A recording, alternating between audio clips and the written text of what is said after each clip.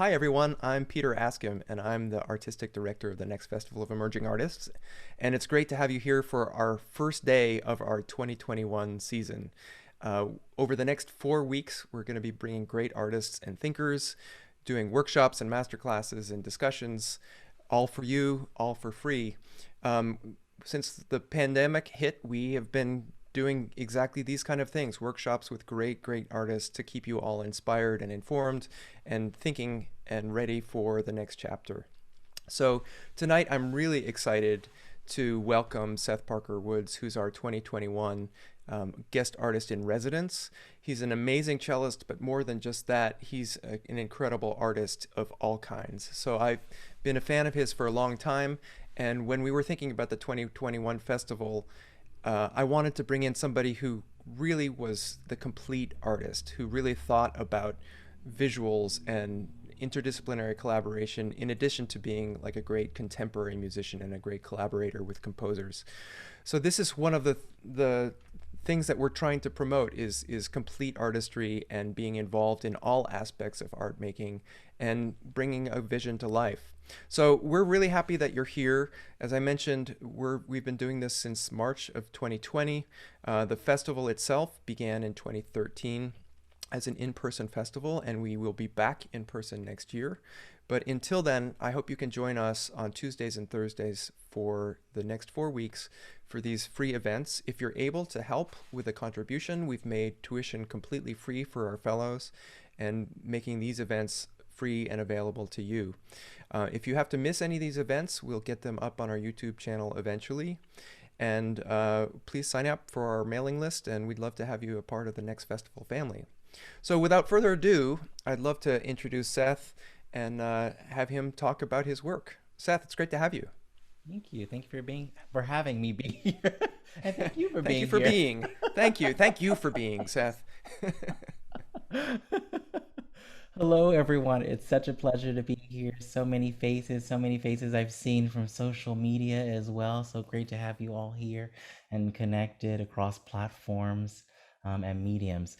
So today I am going to be talking a little bit, one, about some of my past work, which is kind of still um, within my kind of practice. One of those is ice bodies, which is a work performance installation work for an ice cello. Yes, an ice cello.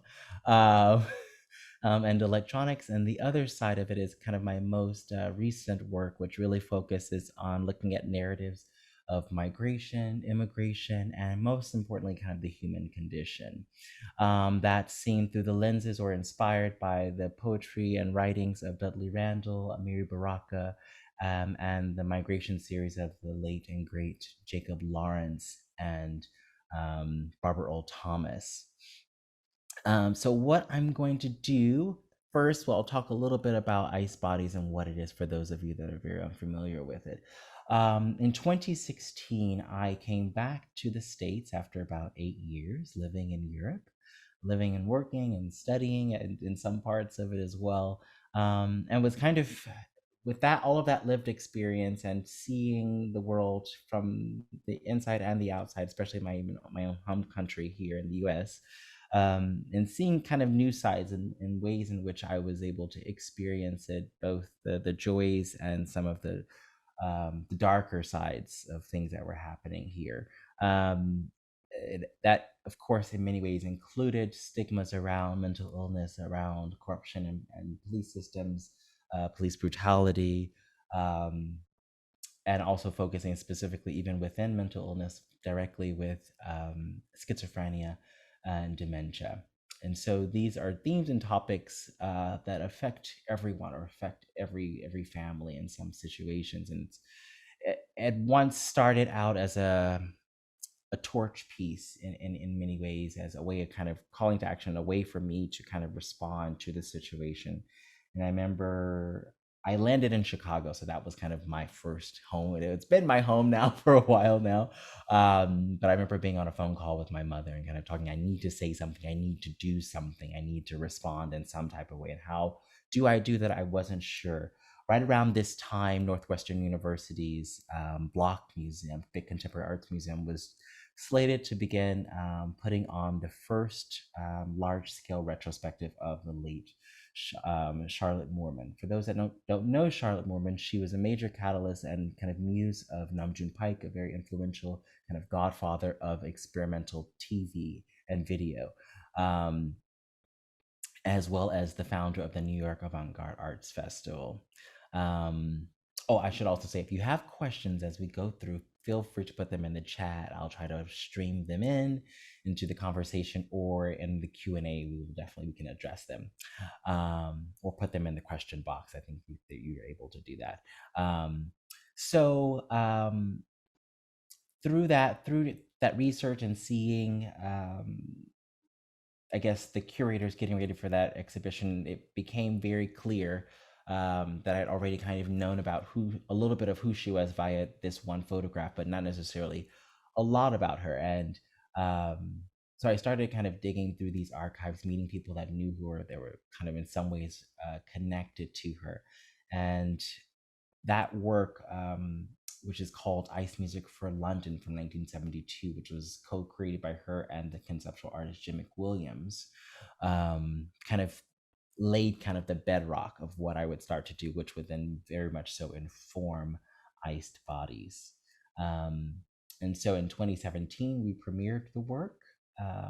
From there, myself and my colleague Spencer Topel, who's a sound artist and composer by trade and creative life. So this is like our first big collaboration, which is it's kind of a large one in many ways. So in working through the archive and talking with Jim McWilliams, I started to discover in the later half of the 70s, after multiple performances of their work, their ice cello piece, that they started to try to find a way to amplify the sound of the ice cello. And so that gave me an idea based on some work I had done in the past in Paris when I was living and working there with electronics, and find a way to kind of use the ice cello as a large speaker to then eventually broadcast sound out into a space. So what I would like to do now is show you a little bit of a documentary, a short one. It's very short, not too long, that kind of can give you a little bit more insight and background. And then I'll talk a little bit more about just kind of veering from the world of strictly classical music and moving not away from, but more adjacent to, and finding another avenue that helped heighten kind of my presence on stage, holding space on stage, and thinking about new ways of curation and narrative. So 1 second.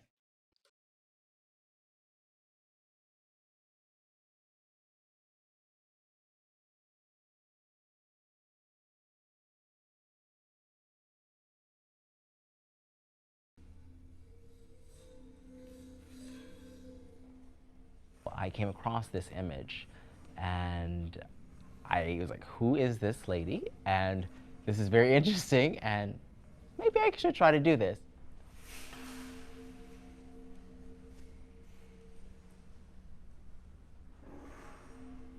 I met Charlotte at the Philadelphia College of Art, where she was playing this striptease by Namjoon Paik, a Bach piece.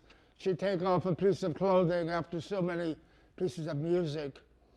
And from that time on, we just became super, super friends. When we did these festivals, we made these great posters. I always did something special for her for each festival. She'd do anything I asked her to do. So I said, well, why don't we make a cello out of ice? And the idea was that ice became water, became sound. Charlotte went on to do the piece many, many more times throughout the late 70s. I tried to figure out, how can I bring this piece into 2017 while paying tribute to it? The thing that's kind of been going on for a very long time is police brutality. These immobile bodies, or these frozen bodies.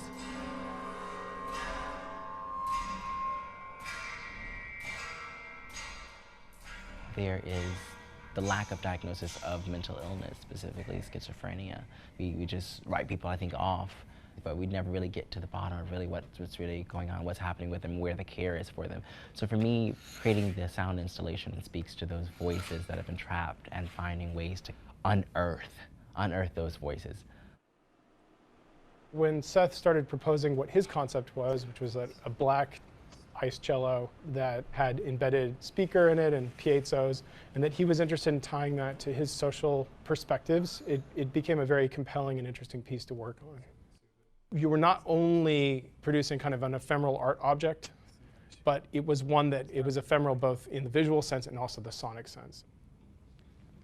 The first big part of it was trying to take the original sketches and putting that into a software program to create a 3D modeling image. One of the things I wanted to do from that was extrapolate very strong geometries. There's basically kind of two asteroid-like objects and then a kind of very strong curvature of the cello. As I worked with the Thayer School of Engineering at Dartmouth College, they were very, very helpful in assisting us on selecting the right material to make the mold from, because it needs to have just the right density and hardness so that it won't basically collapse from the weight of the water, but not so dense that you can't release the ice from it. So it's about 45 liters of water, and it's very heavy. It's about 120 pounds.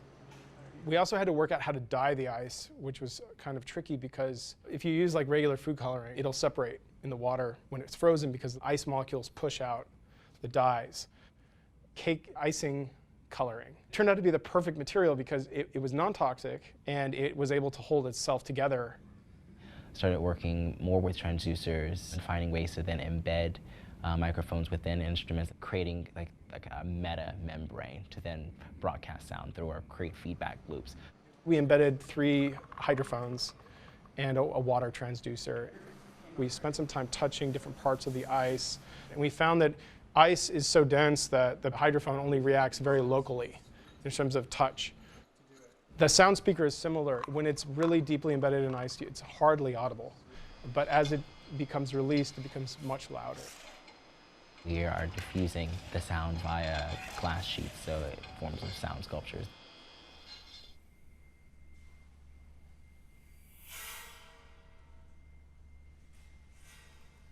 So in terms of what you hear, the sound is picked up from the cello. It goes into my computer, very minimal processing to kind of preserve the original color of the thing. I'm able to perform and mix that in real time in response to what is happening with Seth.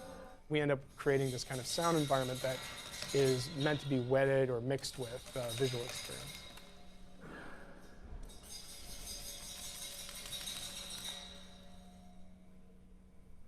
So what they're hearing in the space is the same thing that's being transmitted into the cello, which eventually is that voice that I'm freeing out at the very end.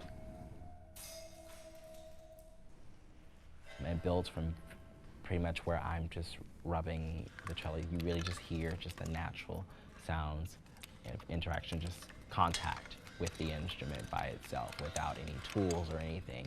And then over the course, I began to really chip away at it, and I'm scribbling words into the edifice and eventually using heavy pressure to kind of trying to find that voice that's inside of it. It's not super aggressive and what I'm calling this kind of masculine sound, but really kind of delicate but powerful.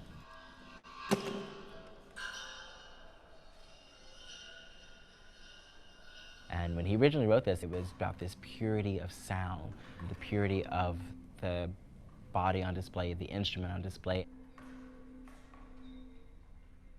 When you see a person playing a cello, it evokes this kind of auditory imagination. It's a balancing act, how to create that illusion or that kind of warping of perception. This is a very technical cello. This is a nice cello that could make sound as you touched it, and as time touched it, and he touched it. So in the end, when it was all done, there was all of these electronic guts, and that's the image I like the most. Of any ones that done it after she did it, I think this is the best I've seen.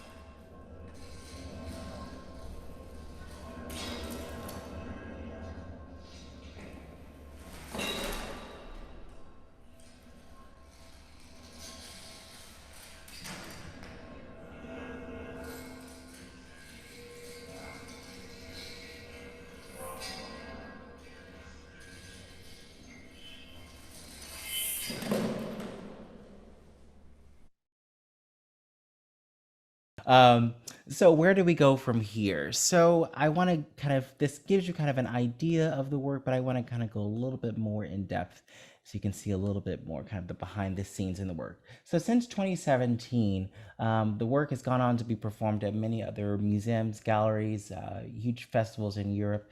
And sadly, last year we were supposed to do it in collaboration with the Los Angeles Philharmonic for the Power to the People Festival, but as we lost so much in that year, it has been postponed. But next year in January, we will bring it to Minneapolis for those of you that may be in that area, Twin Cities, um, for at the Weissman Art Museum. So we're quite excited to bring it there, and I think that should be pretty exciting as to kind of watch the kind of evolution of the work and what it means to now bring this work to different types of audiences and kind of what type of space can be held and activated with it. So let me show you a little bit more behind the scenes of things that the video can't quite show you.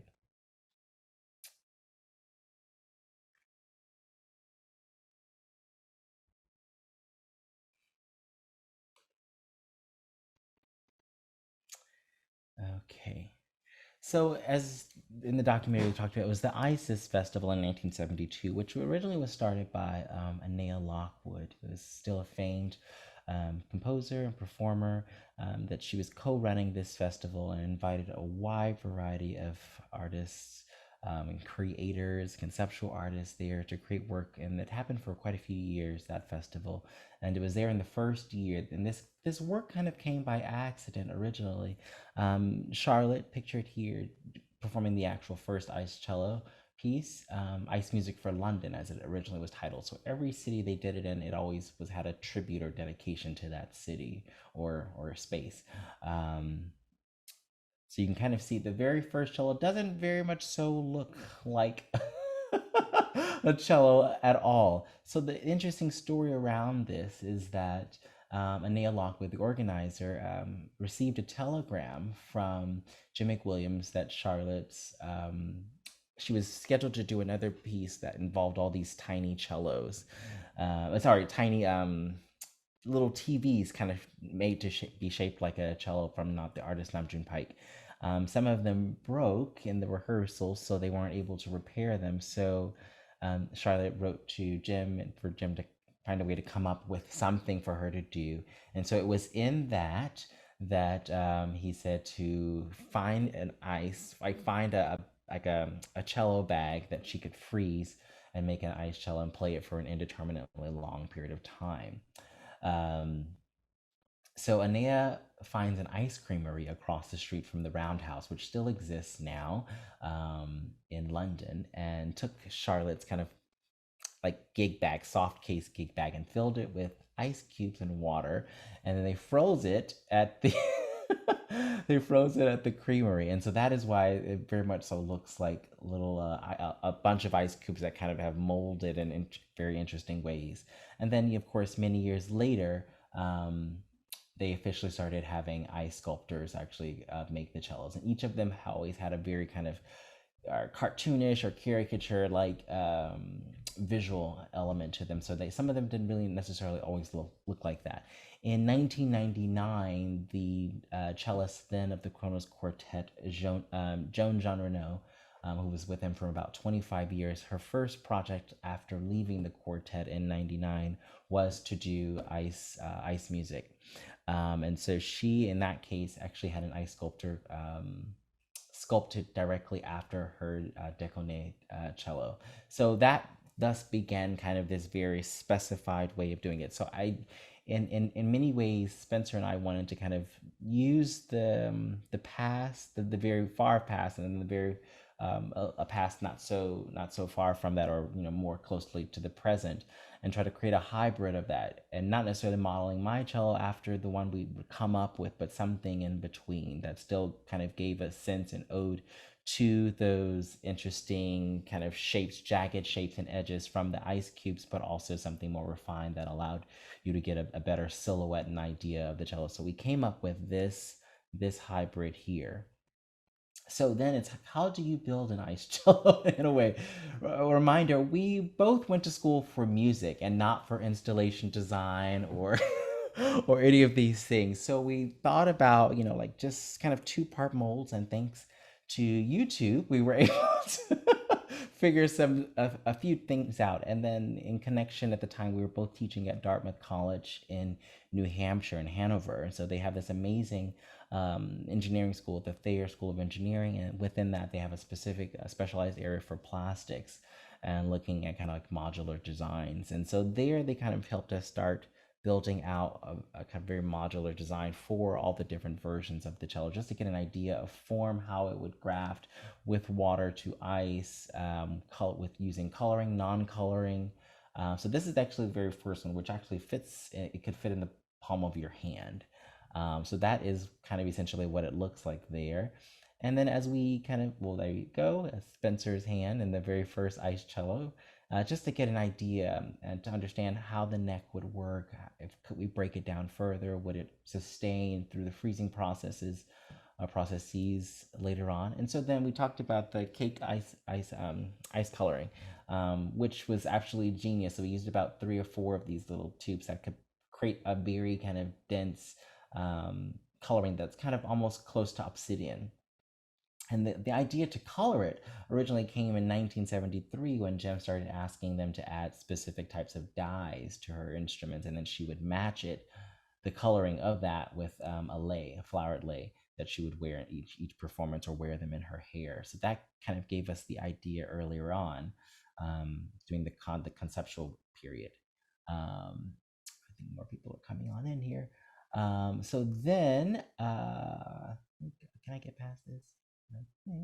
Sorry, guys. Okay, there we go.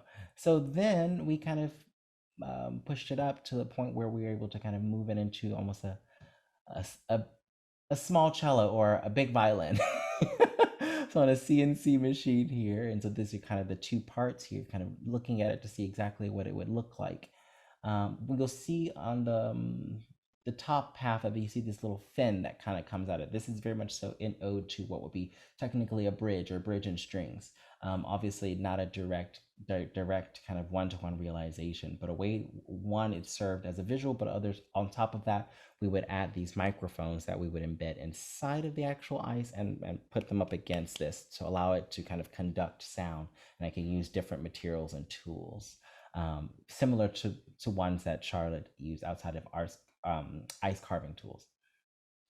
So this kind of gives you a little bit of an idea what it looks like then when it's all kind of put together. And this is kind of my first time holding what would eventually be a similar model before it went to being kind of cast for mold and then onto the ice stage. So this is us here kind of building it out with some assistance. And this became the very first one. So we did a lot of trial by fires. The first successful one, we had another one where there was like leaking problems and trying to figure out, one, will the body really sustain through all of this? And we worked with our at Dartmouth. There was the ice lab, which was able to they had a chamber essentially that could go down to negative 45 degrees Fahrenheit, which is quite cold.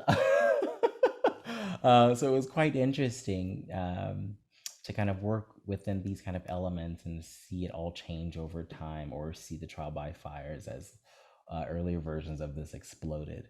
So these are kind of some technical things here. And then what we ended up doing is taking all these like shards of glass that we then kind of hung in the space as a way to be able to allow you to be able to hear the sound of the instrument.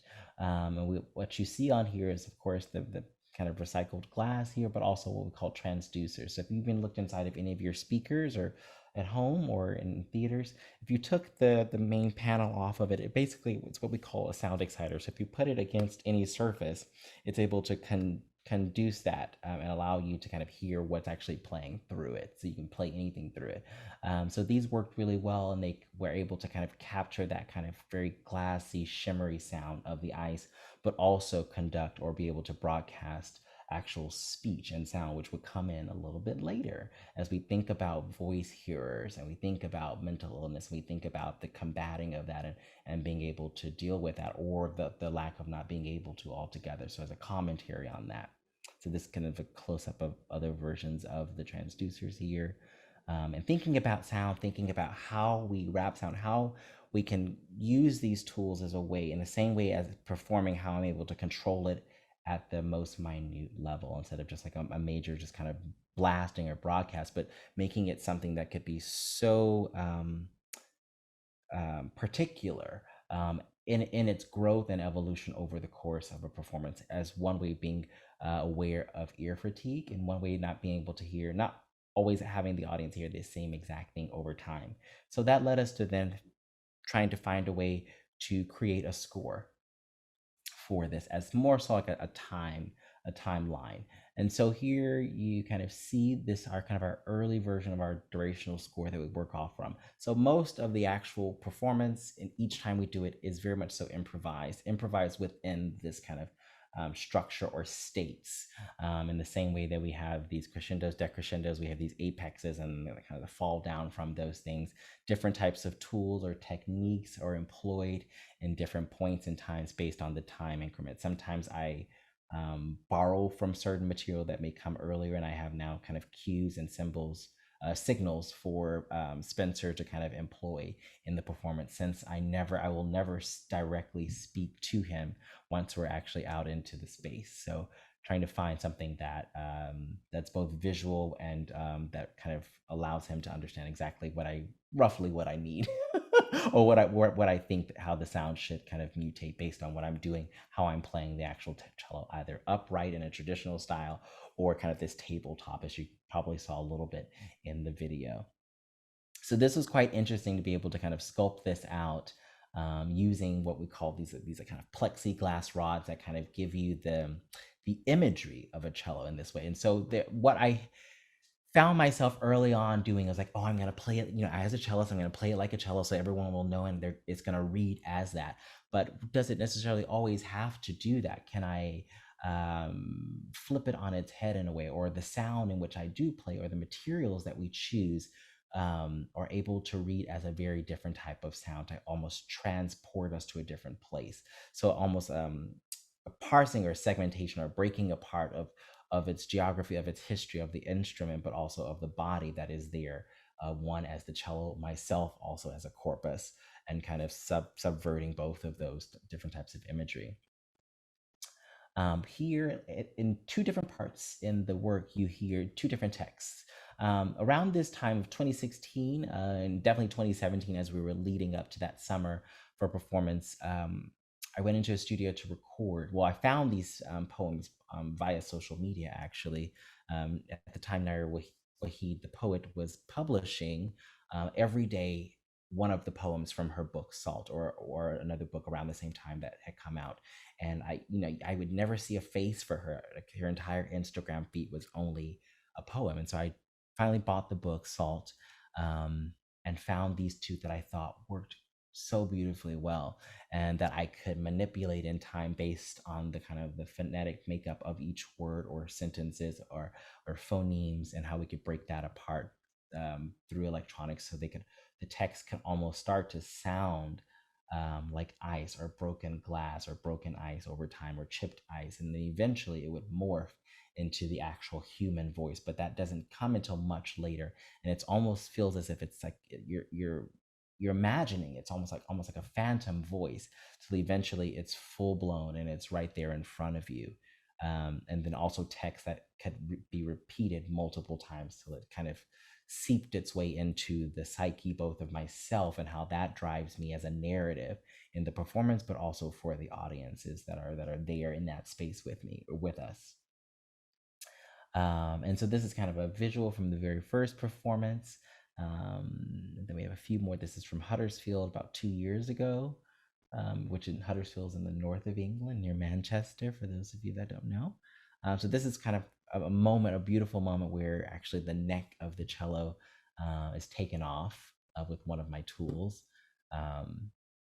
And then I kind of bring it as almost as an embrace. So there's lots of imagery or physical visual imagery that I recycle through or work through in this performance, and something that I've grown a lot, if we can call it like performance art in this type of way, as a way of looking at my relationship to our individual kind of wooden instruments, or our instruments in general, our and then our body, and then how this can kind of almost be an extension of that thing, and the care for it, the destruction, the kind of the reworking in a way, that's quite moving. And as I reflect on, almost 5 years of doing this work, how I've changed in my performance, and then kind of going back to play a regular wooden cello, and my connection to audiences, and how I can kind of still find a way to hold space in a way that sometimes I don't always feel is there in when I see other concerts, or when I'm performing with other people. So this gave me a new outlet and a new way to kind of think about um, rooms and spaces and the music and the art in which we create. This is in Huddersfield, actually. This is just some more action shots for you. So as we move away from this, we kind of shift gears in, I guess, maybe in 2018, 2019, I started, around this time, I was artist in residence with the Seattle Symphony. And as part of that post, I was commissioning quite a few new works for myself, or for a new concert hall that I was very instrumental in opening, and in the designing process and programming for it, called Octave 9 at Benaroya Hall. If any of you have been to Seattle, or live in Seattle or nearby, you should definitely go see it. It's a beautiful space. And so part of that was kind of building out what would then become Difficult Grace. And Difficult Grace is my latest multimedia concert, both for cello, electronics, speaking cellist, as well as all of these visuals that I talked about earlier, inspired by The Great Migration and Jacob Lawrence's panels from 1940-41. And we'll look at, not directly at those, but we'll look at a work that the show takes its title from, called Difficult Grace, which comes from a line in a poem called Primitives by the poet Dudley Randall, from 1964. And in that work, you kind of you hear a reordering. Both you see me speaking and playing at the same time, and then there's multiple voices that are kind of coming in and out that I pre-recorded. And this was kind of a stretch for me, because for the longest time, most of the work I had been doing in the worlds of classical music or even in contemporary music, only involved me just only emoting or expressing directly through the cello. So this was more so a challenge for myself to really stretch myself, and find a new way of thinking about performance, but also thinking about stories and narratives and the people of these times. And in this period in time in which this poem is being written, we're still dealing kind of with the very tail end of what is now known as the Great Migration in the United States. So it seemed very fitting that so many of the works that kind of cultivated in this show are so connected, are indirectly connected. So some of those works include a work by Frederick Gifford, featuring the text and poem by Dudley Randall. Frederick Gifford is based here in Chicago. And so we first kind of started working on that piece, which I'm going to show you, this one coming up, around 2019 officially. He wrote it in 2017, but I never really got around to it until a little bit later. And what was very interesting about this, because normally you get a score, you find a score, you buy a score, and everything is laid out for you, right? You know exactly what the tempo is, you see all the notes, you have the dynamics, you have the bowings, etc. You may change a few things here and there. With this, there were multiple pages, empty staves, and then on top of that, there was text reordered through an algorithm that I basically, in short, would choose my own adventure. So I chose exactly which text went where based on studying the original poem, and now these reorderings, what fit really well together that could still harness the ethos of that work and made it still feel as if I was conjuring that story that was being told of these cities and people frustrated with the times in the 60s in Detroit, and probably other parts of America in this time. On top of that, there's other layers that talk about positions of the hand, specific types of textures or kind of dramaturgical kind of directions, in the same way you kind of get a motif or an idea from composers that talk about whether it's fast or slow, or almost like an elegy, or very romantic or very emotional, but just in a very different way. So I eventually pieced it together, and I had kind of two parts, and then one part was for the live version that I would play, and the other part was designed specifically to record all those different lines. That way you eventually create kind of like a tableau around which I would kind of play through. So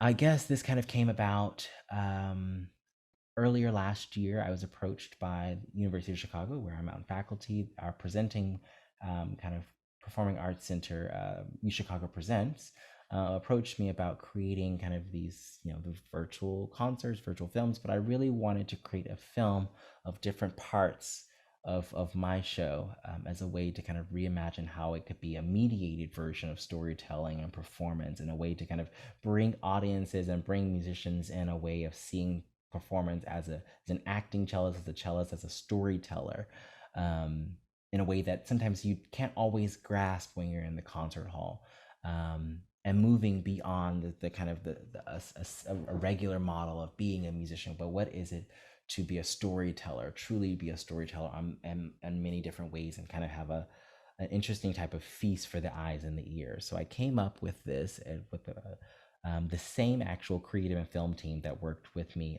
for Ice Bodies, that did all the documentation and the documentary you saw earlier. And we worked on this and put this together with the head of photography for that, Ben Kolak. So now I'm going to play a little bit of that for you. If you have headphones, great. If you don't, turn your volume up a little bit, but I think we should be good. So I'm going to share this with you for 1 second, and then we'll get going.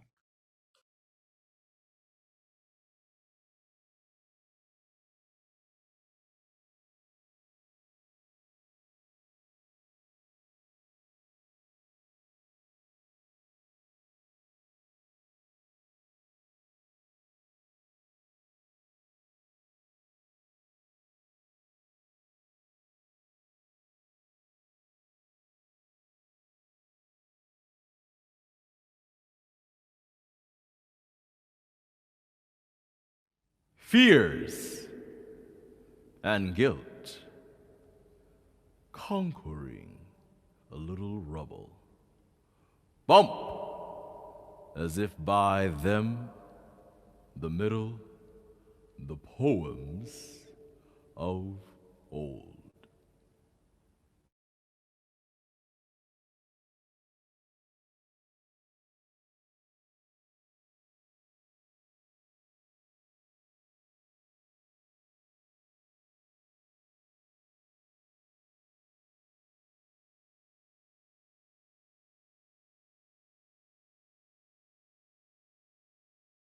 Stiff as if distortions can exercise. As stiff meters, cities, poems of old are hacked off.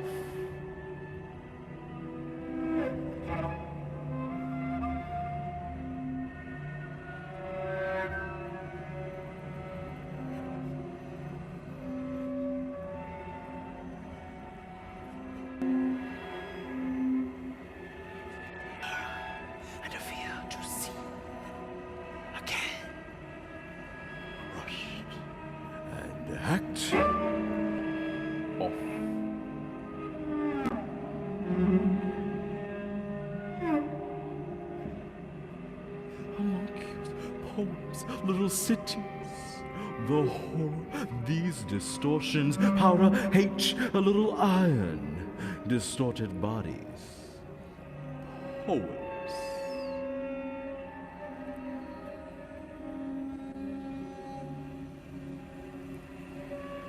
Paintings of old, even monsters sing, or fear. Old lines that even do monsters not sing or fear. Old lines that do not. Landscapes, symmetry, and a little rubble. Tri-face syllables, bump, hatch off in the middle.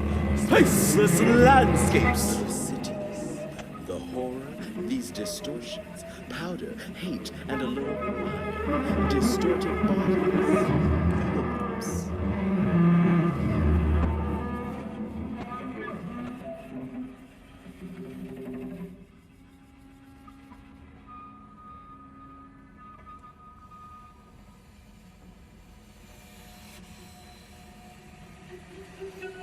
Don't and hatch off.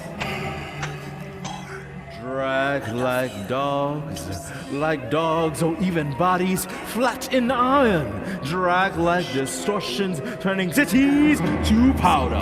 This magic hate deified with crushed backs. Spaceless landscapes. Or fear, old lines that do not. Hatch off in the middle. Meters whose harsh silks even croak, but that drag like dogs. Vacuums, poems, little cities, the horror, these distortions, landscapes, symmetry, a little rubber and a little iron, dry face syllables, hacked off in the middle, spaceless landscapes, jolt and we stiff, as if distortions can exercise, as Poems, stiff little cities, the poems of horror, old these distortions, powder, hate, and a little iron, distorted bodies. jolt and stiff, as if distortions can exercise, dogs or even bodies, flat in cities. Drag like distortions, turning cities to crushed powder. This magic hate deified with crushed backs. The horror, these distortions, powder, and hate, and a little conquering, distorted bodies, as if by them the poems of old little cities, landscape, symmetry, distortion, a little powder, hate, and a little iron, distorted But that bodies, drag like dogs. and we stiff, as if like distortion, even body exercise, as drag like distortion. Spaceless landscapes, dot, and we stiff. Hate deified with As landscape symmetry, a little fancy, and guilt conquering a little rubble. Bump is if by them the middle, the poems of old, hacked off in the middle, meters, who drag syllables, dogs like dogs, or even bodies, drag like iron, drag like distortions, turning meters, powder, cities, little poems of old are hacked off. and a little iron, distorted bodies, poems, and a fear to see again, crushed. Landscapes, symmetry, a little rubble, tri-face syllables, bump, hatch off in the middle. Spaceless landscapes. Monsters, or fear, old lines that do not.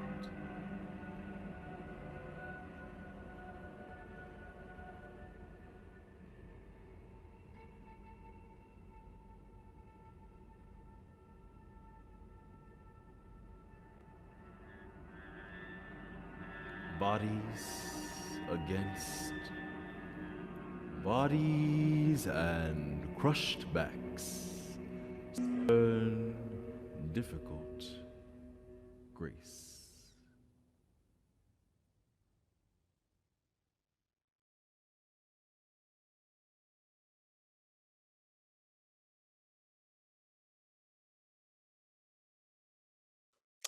Thanks, everyone.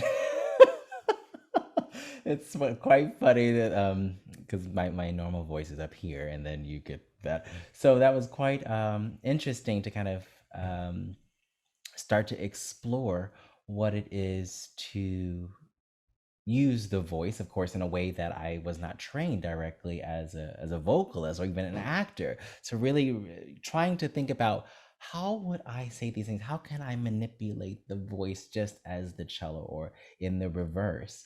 So these were kind of areas that I really started to try to explore how I come into a note, how I release the note in the same way that I could kind of create new characters, new voices in this, just in the same way that I play the cello, or as you play the piano or the viola or the violin, the contrabass. So not necessarily thinking of them separate, but it very much was kind of like separate, hands together. And getting the vocal parts and figuring how the cello in some ways comes to the forefront as the star, and then also how the voice kind of comes to the forefront and kind of helps to carry the line kind of across the work and hold that space, as we've been talking about in the past, and the idea of narrative and how we can hold the room in a way that seems so sparse and so separated.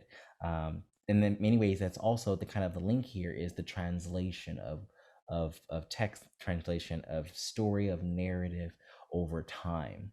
And kind of another work I want to show you a little bit of, and then we'll get on to questions, because I know there may be some of those here, whether you've put them in the chat or you're saving them for the kind of Q&A afterwards, is in 2014, I started working with a colleague of mine, Pierre-Alexandre Tremblay, in short, known to me and many others as PA. He's originally Quebecois, but he's based in Huddersfield, where, well, technically we first met in Basel in Switzerland, where I was at the time, in the, around 2009, 2010. But we met around 2011, as I was just kind of shifting out of that period in time. And I really wanted him to write a work for me, having heard a lot of his quartet music in the past and some of his solo instrument work. And I really loved the way in which he was writing for instruments and thinking about music, thinking about expansions of a singular acoustic instrument to be kind of incorporated with electronics, and how you can kind of create a meta instrument. So for the longest time now, I've been thinking about how to expand the voice, how to create something bigger than myself, to kind of create these kind of immersive experiences in performance beyond what I was doing as a student, just as many of all of you were, or that are still in this moment in time, thinking about kind of what is the longevity or kind of trajectory of my life. And part of that was so important for me to be playing the music of now, but also more importantly, to be collaborating and creating the music of now just as much as the inherited repertoire from that canon of the Bachs and the Beethovens and the Brahms, the Schubert and the Alpenbergs. So it's important for me to also put my stamp on it and to collaborate with others that like-minded ideas, or kind of divergent ideas as well, and seeing what we could come up with.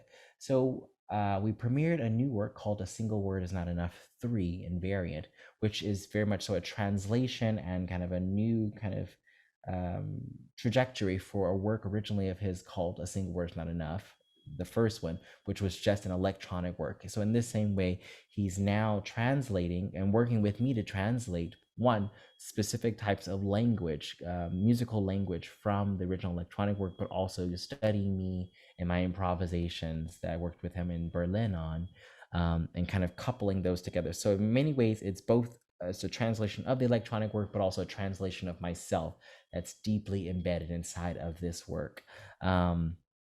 And after a few performances, and then of course of recording the album on my first album, recording it for my first album, I had the crazy idea that I wanted to see, could this become bigger? Could it be something different? Could we translate this thing that's already a translation yet again and create a ballet or create a dance version, of the work?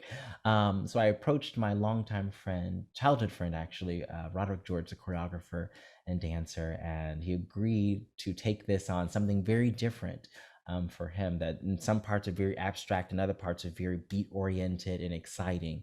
And so last month, as part of my time in residence as one of the artists in residence for the Kaufman Music Center in New York City, we filmed and I directed a film version of this, which is also a part of what will be the touring version of this show. So I would like to show a little extract of this.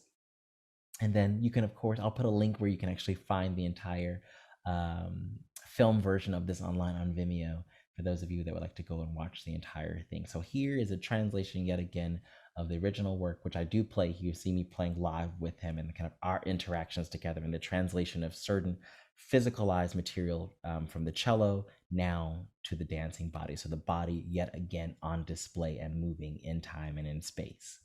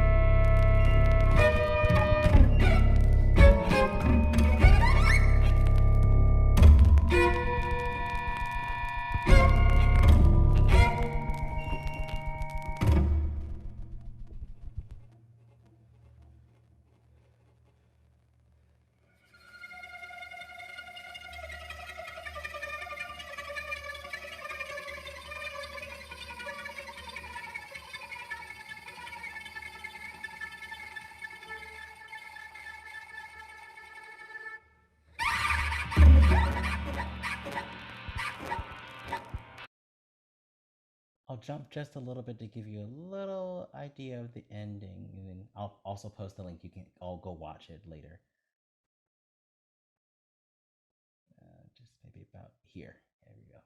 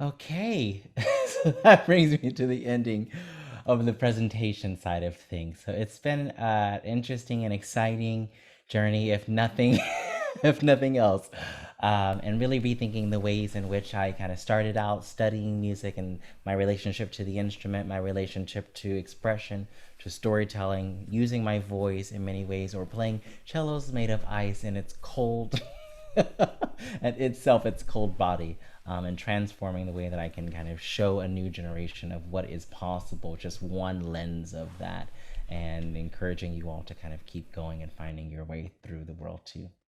So I guess the floor is yours for questions and some answers or feedback from me. I think Everett. Oh yeah, please come forward. Yes. Seth, wow. Everett. Thank you so much for this presentation. It's great to see you. It's great to hear and see this phenomenal work you've been doing. I'm in a space now, and I think probably a lot of us here maybe as well, where we work a lot with young artists and young children who are, you know, at the early stages of their musical journeys. And when I see your work, it's just so profoundly personal and such an idea of self-expression. And I think for a lot of students, the kind of traditional models that we follow in music education and musical pedagogy end up kind of feeling like a disconnect between, you know, the personal expression and what they're being asked to do. So other than bringing all of these children to your concerts and hooking them up with all of your videos and, showing people like you who are out there doing the work and leading the, hanging the torch and making this personal statement with the music, what else can we do to show young developing children and artists that this is something that they can express personally and they can find their own channel in this field?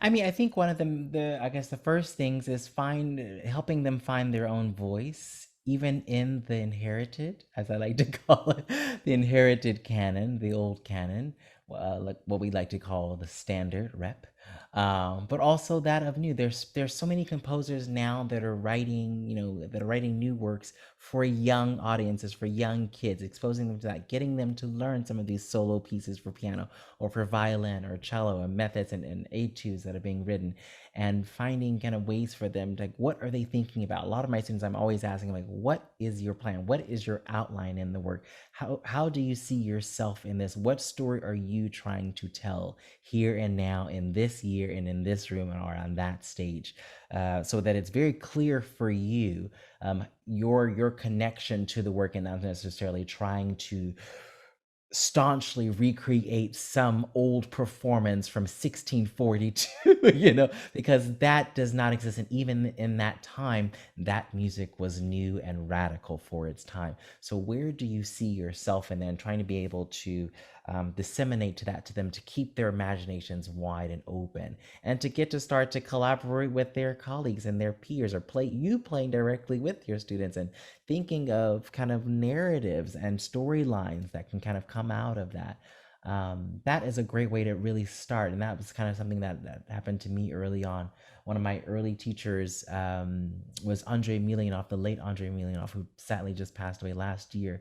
One of the founding members of the Capo Chamber Players in New York City, was one that was very much so pushing me to imagine where the Joan Tower could intersect with the Franz Schubert, or where the Mendelssohn could connect with the Shostakovich, et cetera, et cetera, et cetera. And trying to push me to really imagine, what are those voices? What are the characters? That's more importantly, what are the characters when you're sitting down to play this Paganini? Like, what can you pull out of it? Where are you inside of this? And I know there are schools of thought, schools of pedagogy that push the performer outside and put it very much so where the music and the notation is very much so centered. But I think that the work does not exist without the interpreter. So you have to find a way for you always to be inside of it.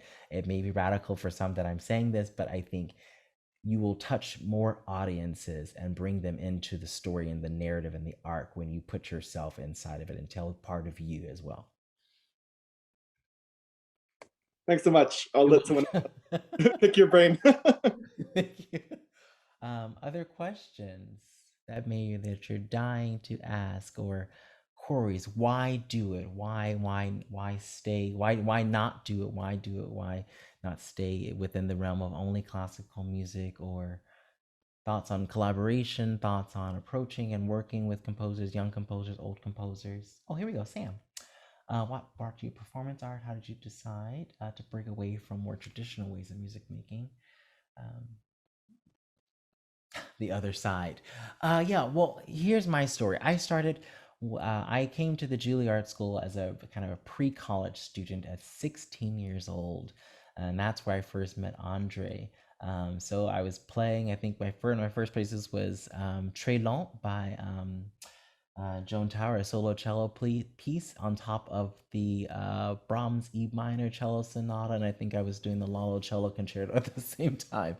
So he was like, okay, so how would you program these things together? What is the through line through all of these pieces? These are things we talked about a lot, thinking about curation in those times. But on top of that, I guess when I go backwards, or go forwards, I should say, performance art came because I knew a lot of artists. I knew a lot of people that were inviting me to come to art openings and studying it in that way, and just being introduced to it, or being in the same room with them, and then eventually meeting performance artists, and then living in Switzerland and living in Europe, really in general, really kind of burst that door open for me. Still very afraid. still very much in my little lane, my little box of just I'm playing the cello. I'm a classical cellist or I'm a classical and contemporary cellist, and that's what I do. But how can I start to act? How can I start to think about the stage in a different way? How can I use the stage or the theater as an instrument in a way with the lighting and the sound and how the sound gets used and trying to make that and my instrument kind of one. And I think performance art in many ways is also inhabiting those spaces without instruments, but the body or ancillary objects maybe sometimes they're using, or just speech in some ways. And what are those characters? So I really started with Louis Andriessen. There's a beautiful work from 1980, I think, called La Voce, which is based on a text by the late poet Cesare Pavese. So it really requires the cellist or musician to actually start to speak, and it's almost like conversation, completely in Italian, and then eventually the text fades away, and it's only the voice that adds like thirds and ninths within all these chords that I'm playing on the cello. So this is kind of my first kind of taste of it. Then in kind of getting introduced to like Maurizio Kagel. So I think for any musician, it's really kind of starting to study, just as you study your Brahms and your Beethoven and your Schubert, Chenoven or Kaya Sariaho, etc., looking for works that can kind of express something a little bit different, or new techniques, new sound worlds for your instrument, talking to your peers or friends or organizers or festivals. What are pieces I could look at, or like doing easy Google searches of new works for cello, new works for violin, viola, contrabass, piano, voice, that are kind of easy ways in. Now in the days of the digital era, you have so much at your fingertips that you can kind of see a score. You can also listen to the recording, right? There are many different versions of it. And I think one of the main things for you to ask yourself, not necessarily to put yourself in the space of or be a slave to the composer or to the score, but what are you interested in doing? Is there something that's dealing more with kind of bringing something alive through the voice, or a little bit of acting, or working with visual art or with dancers, or different types of timbres that you're interested in exploring as well? That some of those pieces that go back even to the 1950s, 1960s, that are still new, but not as new as something from last year, the last 5 years. So these are areas to kind of start and talk with your teachers as well, or talk with a teacher of a teacher, or if you're in school, talk with the orchestral conductor or your chamber coach, because 9 times out of 10, everyone is doing some form of other side music right now. And kind of start there and see what's there. There's so much that's exciting from like the 1960s and 70s. That's a great kind of gateway into this medium or this idiom of classical music. So that would be my hopefully I answered most of your questions there. Yeah. Other questions or thoughts? Thank you, India. Other questions or thoughts or things about career, or please feel free to come on. Oh, hello, hi. Oh, you're muted. Thank you. I was wondering if you could talk a little bit about your process working with dancers. I'm just super curious, like how it changed you as an artist to work with movers, and like how they affect the way you approach the music, and what kind of influence you had on the choreography and things like that. Totally. Yeah. So I will say my earlier life was studying dance. As a young kid, my mother being a dancer, but also just seeing her and other dancers in the studio. So, and then being in high school, performing arts high school. And the interesting thing is, Roderick, the choreographer and dancer, he and I have known each other since we were 10 years old. We were both in a former life competitive gymnasts that were kind of on this trajectory of wanting to go to the Olympics and training with like Bella Caroli. So that was another moment in time. But so I watched him just evolve as this amazing artist and into this huge, amazing dancer.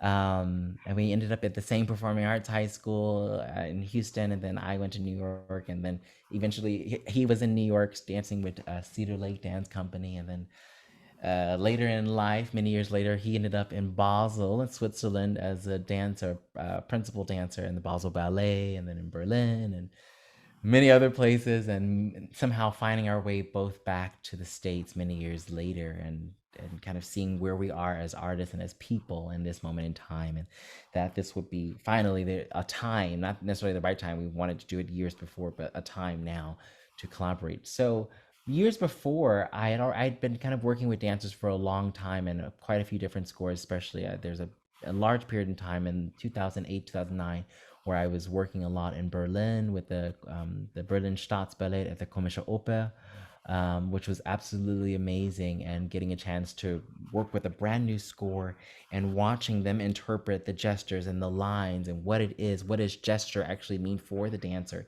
and is that movement, is it stop time, and how can I work in tandem with them instead of being a score for them to dance along to, but how do we create the same language? So in many moments in time, it was just us stopping to actually just talk about what is actually happening here for them and what's happening for me as a musician, and how to make those things really work together. So a lot of it was just breaking down like gesture by gesture, line by line, especially with Roderick. In this way, showing him exactly what the original work was, original electronic work was, my translation of that, especially with the notation of it, what it actually looks like. So that many times he would like sing back to me parts, sing back parts of the electronic part of the cello part. He'd be, beep, beep, beep, beep, beep, beep, beep, beep. And I'm like, I don't know what that is, Roderick.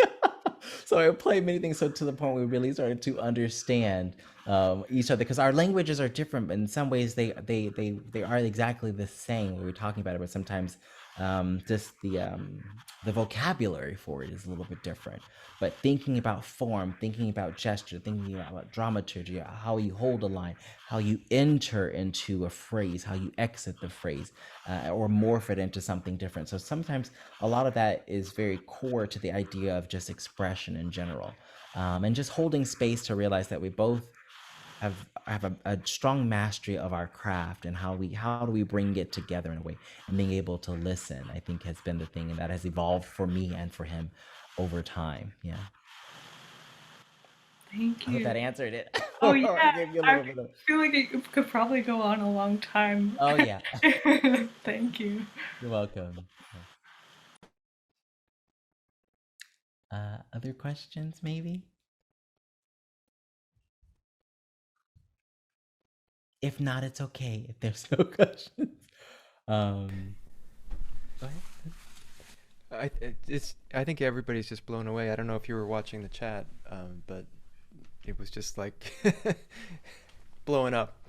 It was really great, and you know, it's really interesting to hear you talk about all of these different kinds of projects, and you know, tomorrow we launch our own composer choreographer workshop where the performers are an integral part of the process. And so the things that you were saying about collaboration and you know, speaking the same but different languages, I think that's really what we're trying to get at too, is how can we be equal partners and not just, you know, one serving the other, but just collaborating in real time. So that's really great. And also I think the things that you said about how you knew Roderick, you know, from being 10, I think that's also a really important lesson. You know, I mean, we end up working with the people that we've known all our lives. Exactly.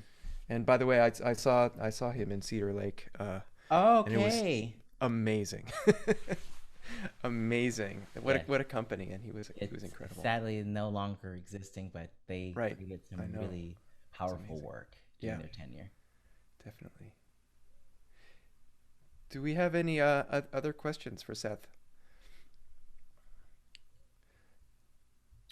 Brandon has a question. Just more commentary from the peanut gallery. Wow. I mean, wow. Thank you. I thought I saw some things in grad school and here in Los Angeles, but whoo. You are a singular talent. It's just amazing to see this type of creativity on such a super high caliber, and I don't even know what to say, but I was very moved, and I think a lot of us here aspire to achieve that. I don't even know how to ask questions about that. Well, if the questions never come, well, if they don't come now, you are welcome to reach out to me at another time or email me. I'll put my email here. And Oh, thank you. I I'm gonna appreciate that. dissect uh, what you've seen here. Yes, dissecting what we've seen. You've seen, you've felt, you've viewed, you've heard. It's a lot. And it's taken time for me to kind of arrive at this moment in time as an artist and as a musician, and how I think about the body, how I think about answering or responding to the things that are happening in the world now. And not everyone wants to do that, or not everyone is ready to do that. And some of us find our way to reflecting and to commenting upon the world in which we're living, or the art that we want to make that is seminally a part of us or a part of something. Yeah. I think that's where the questions would arise, is getting to that point where you kind of allow yourself to go that mile in expression, and it's a risk. I mean, we don't see it as risk, but we're afraid of it because it is a risk, but the payoff is amazing. And there's no specific question, but like you just said it so perfectly. It's like getting to the point where you're doing that work with yourself as the creative, and it's sitting in the uncomfortability and then being present enough to watch an evolution that is a slow burn. And I'm still learning, I'm still studying, and I'm still doing all the things that are related to traditional cello playing, but also the things that are related to answering and creating in these times as well. And trying daily and weekly and monthly and yearly to watch them converge, and where they don't, also seeing the divergences of them, and trying to find ways for making space for new language to also come into the conversation instead of it being stuck in one realm. Yeah, we're not stuck with the Haydn concerto in D. We have moved past that. Now it's Kadai. There's a lot of narratives there. There's a lot of characters there. So yes, look for those. And let those be very clear for you, instead of, eventually, of course, you get beyond the technique, you get beyond the notes and the dynamics, and now it's about what are the characters for you, and how do you bring those things out? Mm-hmm. Yeah. Thank you so much. You're welcome. Thank you for being here. Seth, one thing that really struck me when I saw Difficult Grace, and then when we talked together, was that you, and I don't know if everybody's clear about this, but you were the actual director of the whole project, right? So in the sense of like the Hollywood type of director of overseeing the whole thing and the visuals and everything like that. Can you just talk a little bit about that and where that came from, and how you got it, how you navigated that, and what was hard and what felt great about it? Well, it was only my second time ever directing anything. Coming into this, I think the presenters originally really just wanted me to do yet another virtual concert. And I was like, well, these pieces aren't necessarily fitting directly into that.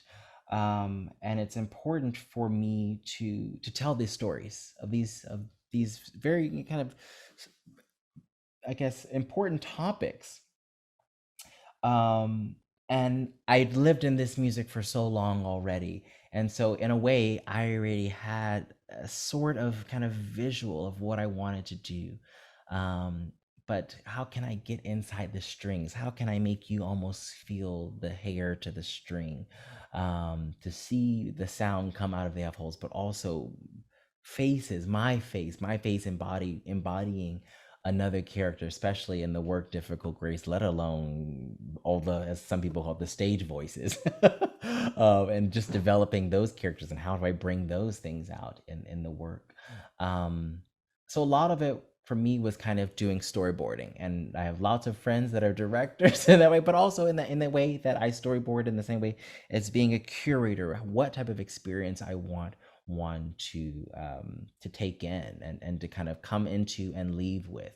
And so that is kind of where I started, and thankfully having an amazing kind of director of photography, we really worked at it together, and also a lot of his assistants to figure out exactly what would look right. And then once we had enough of all the shots, and we figure we'd had everything we needed, then where the real magic actually happens is in all the post-production and kind of getting the timing just right. How can I manipulate the film? I love the idea of like missed glances or short glances, or the idea of as one turns away, like the small looks and movements that one makes in everyday life. How can I capture those even in film version here? How can I bring you in?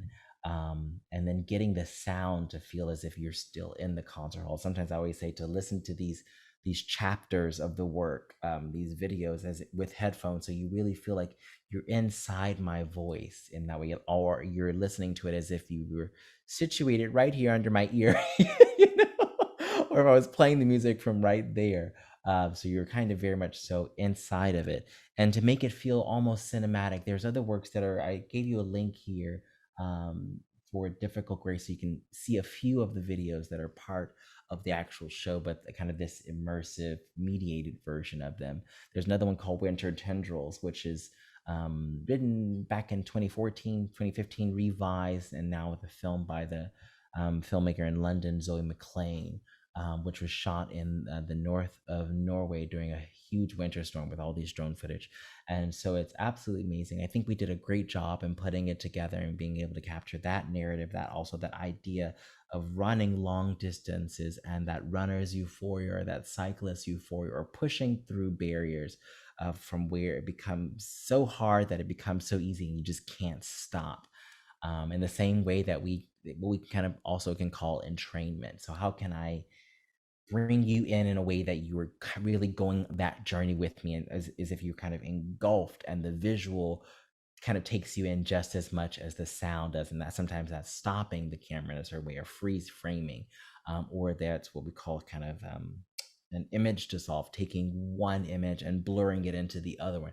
These interesting types of organic and fluid transitions through the visuals in the same way that they are, and the way I try to capture it or create it in the sound world. So the visual is just as strong as the sonic experience. That was it. And then we put it together, and then I hoped people liked it. I was very nervous though, because it's like you're engulfed in frame by frame by frame, and sound bite by sound bite. And I pray, and I'm like zooming out. I'm like, is it working? Is it not working? I don't know. I think it feels good for me, but yeah, at a point, like the gloss of it all just goes away. You're not precious about it anymore. Eventually it's like, okay, let's just put it out there, and hopefully people enjoy it, or find themselves, a little bit of themselves in the work, and see something different. Yeah, it was amazing. It was amazing, and it just reminds me of what they say about films are never finished; they're just released. Yes, that's a perfect way to put it. Yes, it's a snapshot of a moment in time. Right, right. Well, this has just been just amazing, Seth, and everything that I thought it would be, and I know that everybody has a lot to think about, and it's great that you'll be back twice more next Tuesday, talking with some alums, one of which is Sam, and about their projects that they developed last year, and then also for a master class, and a bunch of those cellists are here now. Wonderful. Too. So I'm really glad that this is just the beginning of you being around for us, and I'm super grateful for it. Thank you for having me. Looking forward to the rest of the month. Yeah, fantastic. Thanks.